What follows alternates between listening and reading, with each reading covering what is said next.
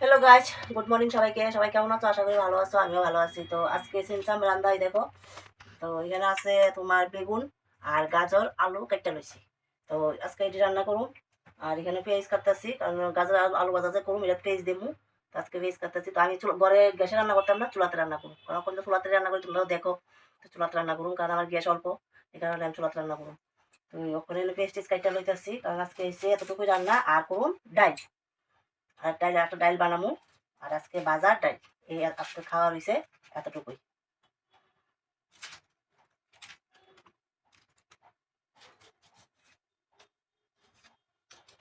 সব ঘর থেকে রেডি করে নিতেছি গা, নাহলে আবার একটা টাকা নিতে লাগে বাইরে, কারণ বাইরে রান্না করি বুঝোই। এই কারণে সব ঘর থেকে রেডি করে একবারে নিয়ে বমু, তারপরে রান্না করবো।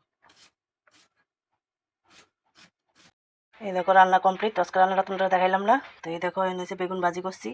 আর এখানে যে দেখাইছিলাম তোমরা যে গাজর আলু ভাজি পেঁয়াজ দিয়া, এই হচ্ছে আমার গাজর আলু ভাজি। আর এখানে আছে টমেটো দিয়ে ধনিয়া পাতা দিয়ে ডাইল। তো আর এখানে হচ্ছে ভাত। আর এই দেখো আমার ভাতের ডেক। আর এখানে হচ্ছে ডাইল, এখানে ভাজি, এখানে হচ্ছে ভাজি বেগুন ভাজি। তো আজকে এতটুকুই। কি রান্না করলাম তোমরা কইলাম দেখাইলাম। তো আজকে এতটুকুই। আর আজকে অন্য কোনো ভিডিও দিলাম না, আর রান্নার ভিডিও তোমরা দেখাইলাম না, কারণ চুলাতে রান্না করি, দূরে দূরে কাজ করতে অসুবিধা হয় ক্যামেরা, এই কারণে রান্নার ভিডিও দেখাইলাম না। আর কী কী রান্না করছি তোমরা দেখাইলাম, আর শুরু থেকে তোমরা কইছি কী কী রান্না করুন, এটাও দেখাইলাম।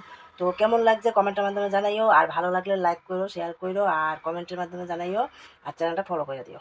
তো টাটা, সবাই ভালো থাকো।